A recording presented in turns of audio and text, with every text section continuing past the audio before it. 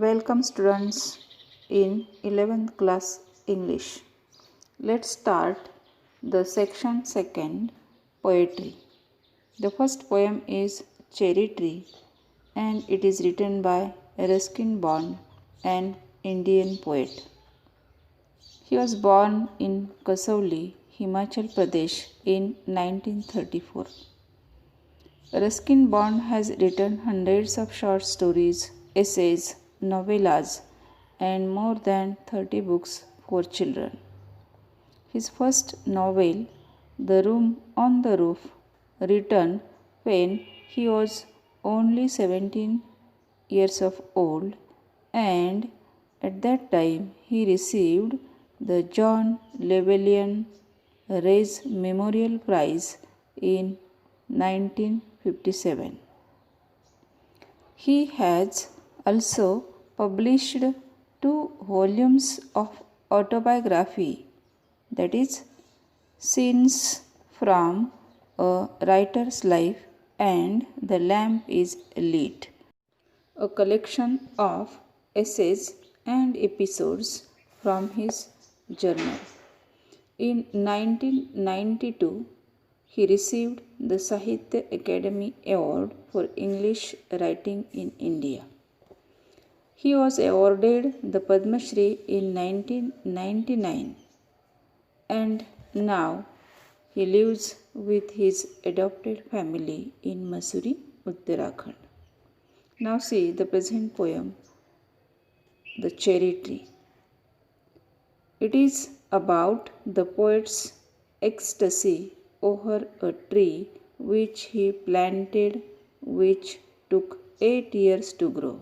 The present poem is about the great happiness of the poet about a tree which he had planted.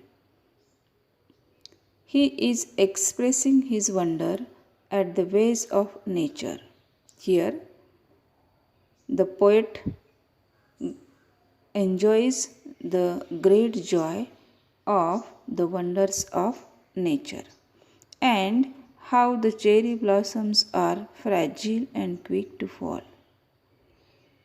The tree gives him immense joy as he can see the stars and the blue sky through dappled green trees. Here, poet tells us about his great joy. And what is the great joy? Of the nature wonders. पहा, या कवितेमध्ये कवी निसर्गामध्ये जे काही wonders आहेत, wonders म्हणजे काय, तर आश्चर्यकारक घटना असतात, तर त्यामध्ये विशेष करून त्यानं स्वतः लावलेलं चेरी ट्री हे वेगवेगळ्या संकटावरती मात करून कशा प्रकारे बहरतं, हा त्याचा अतिउच्च आनंद जो आहे तो कवी या कवितेमधून एक्सप्रेस करतो.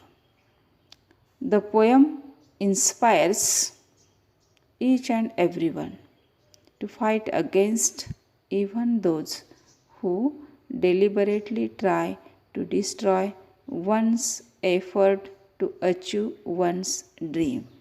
When we read the poem, we come to know that life is not without the problems, difficulties, and obstacles.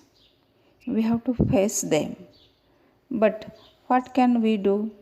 Only persist in the struggle to achieve a goal. म्हणजे आपण या ठिकाणी जीवन जगत असताना आनंद मिळविण्यासाठी संघर्ष करत राहिलं पाहिजे. टू रीच अवर गोल. आपण आपल्या ध्येयापर्यंत पोहोचण्यासाठी सतत स्ट्रगलिंग करत राहिलं पाहिजे. हा मेसेज आपल्याला या कवितेमधून मिळतो. Then the second message is about the tree. This poem tells us to love the trees, plants and grow greenery wherever we can. जिथे जिथे आपण राहू असू त्या त्या ठिकाणी आपण निसर्गावरती प्रेम करायला शिकलं पाहिजे. वृक्ष वाढवले पाहिजेत, लावले पाहिजेत, त्यांची काळजी घेतली पाहिजे. तरच त्यांच्या बहरण्याचा आनंद आपण घेऊ शकतो असा मेसेज कवी या कवितेमधून देतात. Let's see the poem cherry tree. 8 years have passed since I placed my cherry seeds in the grass. Must have a tree of my own, I said, and watered it once and went to bed. Here the poet narrates the incident before 8 years. म्हणजे 8 वर्षापूर्वी घडलेला incident, कवीच्या जीवनातील घटना कवी या ठिकाणी आपल्याला नॅरेट करतात. Since I placed my cherry seeds in the grass. The poet placed a seed of cherry in the grass, means ground.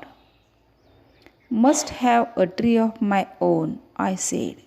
Why the poet placed a seed in the grass?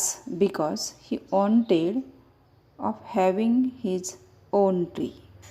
पहा, या ठिकाणी कवी cherry या वृक्षाचं seed, बियाणं एकदा काय करतो, मातीमध्ये उंच वाढलेल्या गवतामध्ये झाकून टाकतो. प्लेस्ड ठेवतो. कशासाठी? टू ग्रो, वाढण्यासाठी किंवा त्या सीडमधून अंकुर फुटण्यासाठी. थर्ड लाईन सांगते बा आपल्याला, must have a tree of my on, I said, because he had the strong will of having his own tree, and watered it once and went to bed.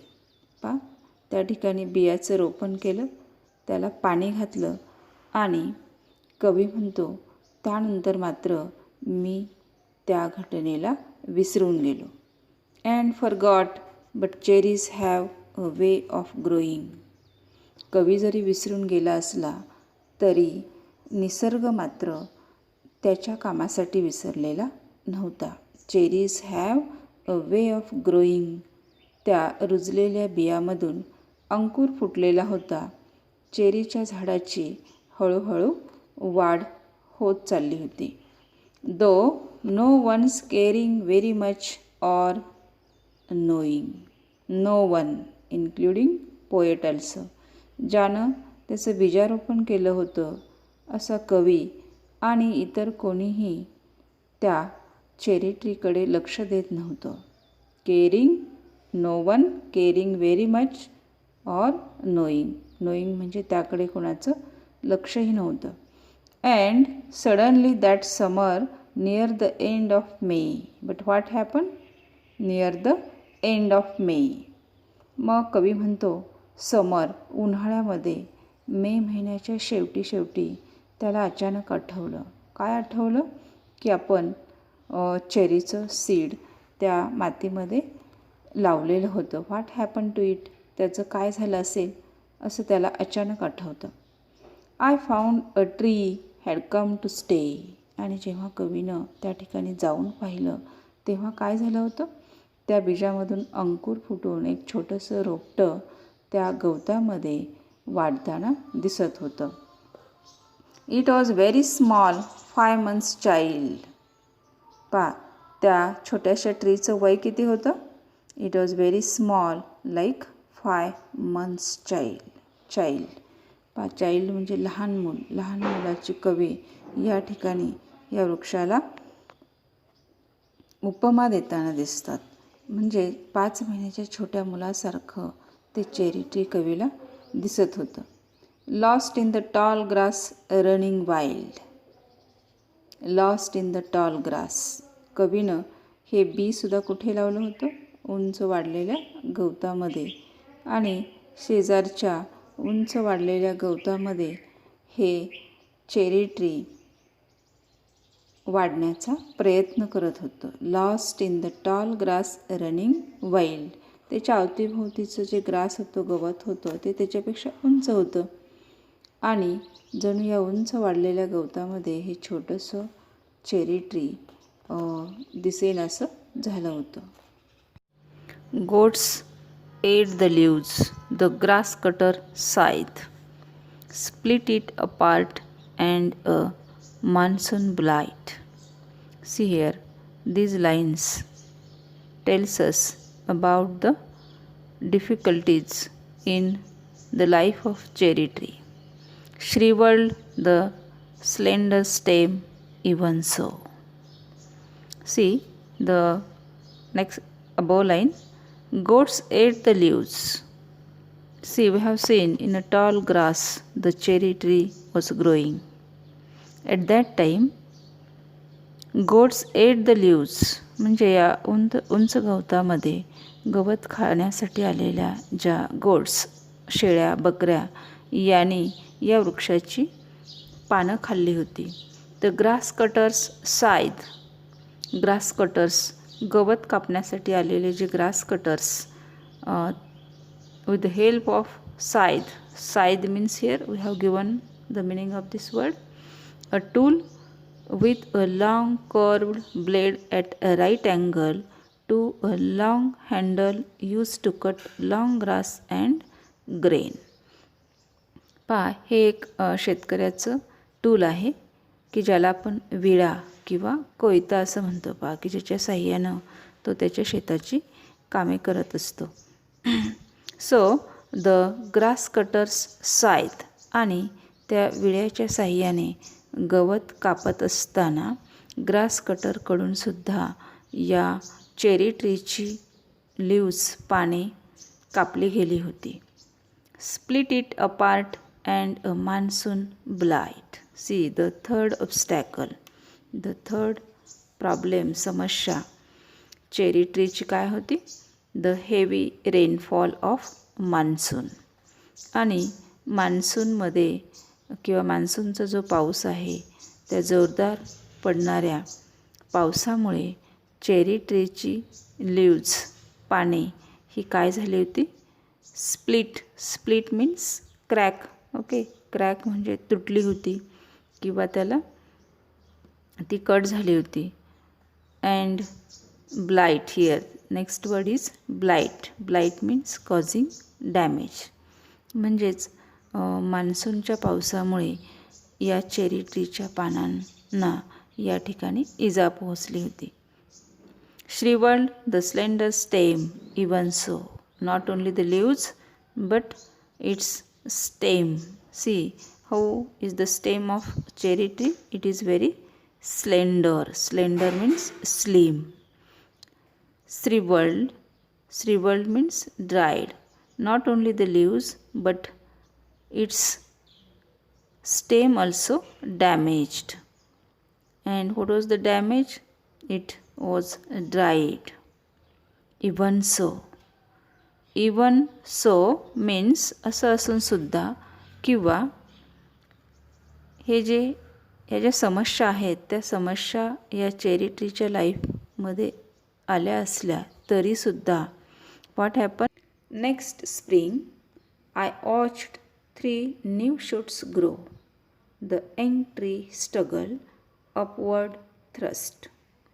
See here, shoots means emerging stem. त्याला अंकुर किंवा कोंब असं म्हणतो. झाडाला नवीन कोंब, पालवी फुटली, अंकुर फुटला, त्याला इंग्लिशमध्ये काय म्हणायचं? Shoots. The young tree struggle upward thrust. Here thrust means push with force. वरच्या दिशेनं जणू हे ट्री फोर्स म्हणजे वाढण्याचा प्रयत्न करत होतं.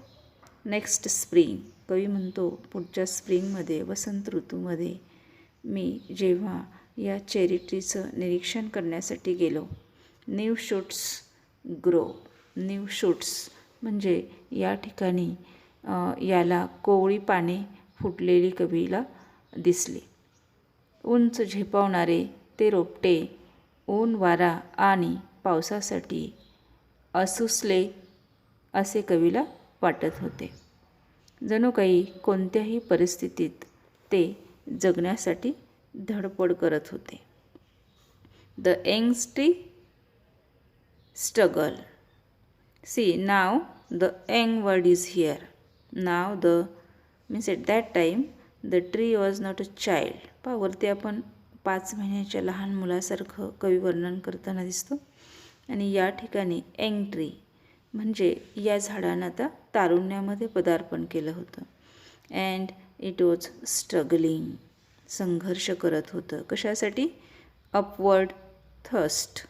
या ठिकाणी त्याची वाट जी आहे ती वरच्या दिशेनं कवीला ते झेपावताना, झेप घेताना, वाढताना दिसत होतं. इट्स आर्म्स, या ठिकाणी आर्म्स म्हणजे हात, बाहू. मग ट्रीचे आर्म्स कोणते असतात? तर ब्रँचेस. त्या झाडाच्या ब्रँचेस कशा होत्या? In a fresh fires lust. Fires means aggressive. त्या ब्रँचेस कवीला फार ॲग्रेसिव्ह दिसत होत्या. ॲग्रेसिव्ह म्हणजे आक्रमक, किंवा या ठिकाणी त्यांचं जे वाढणं होतं ते लेझिली नव्हतं, तर कसं होतं? ॲग्रेसिव्ह होतं. And in it the poet found lust also. आणि कवी म्हणतो त्यांच्या त्या वाढण्यामध्ये जणू मला जबरदस्त इच्छाशक्ती दिसत होती. Lust means strong desire. See, these lines tells us about the definition of life. Okay, जीवन माणसाचं असेल, वनस्पतीचं असेल, या ठिकाणी जगण्यासाठी आपल्याला सतत धडपड करावी लागते, संघर्ष करावा लागतो, तरच आपल्याला जीवनाचा खरा आनंद एन्जॉय करता येतो. So here these lines tells us about the struggling of cherry tree. And see the next line, its arms in a fresh fire's lust for a light and air and sun. या ठिकाणी कवी म्हणतो ते कशासाठी संघर्ष करत होतं? For light. Light means sunlight and air. I could only wait as one who watched wandering while time and the rain. Here poet says that he was only waiting. And for what was his wait? I could only wait as one who watched wandering. But here the poet have to wait. पण कवीला आता हे झाड पूर्ण त्याची वाढ होईपर्यंत वाट पाहावी लागणार होती. Who watched wandering. Wandering means walking. कवी पुन्हा पुन्हा त्या झाडाकडे जात असे आणि त्याची वाढ पाहत असे. While time and the rain means the tree have time to grow. त्याची वाढ होण्यासाठी त्या झाडाला वेळेची आवश्यकता होती. And the rain. Rain means seasons. आणि समर, विंटर अशा वेगवेगळ्या सीझनमध्ये वेळेनुसार त्याची वाढ होणार होती. पण कवीला मात्र त्याच्यासाठी वेटिंग करावं लागणार होतं. Made a miracle from green growing pain. See here means green growing pain means fully grown tree. Cherry ट्रीची कंप्लीट वाढ झालेली पाहण्यासाठी, किंवा अ मिरॅकल निसर्गाचा हा जो चमत्कार आहे की एका छोट्या सीडमधून विस्तीर्ण अशा वृक्षाची वाढ होत असते, हा जो काही मिरॅकल आहे, नेचर मिरॅकल पाहण्यासाठी कवीला वेटिंग करावं लागणार होतं. Okay, we see the remaining part of the poem in next video. Thank you.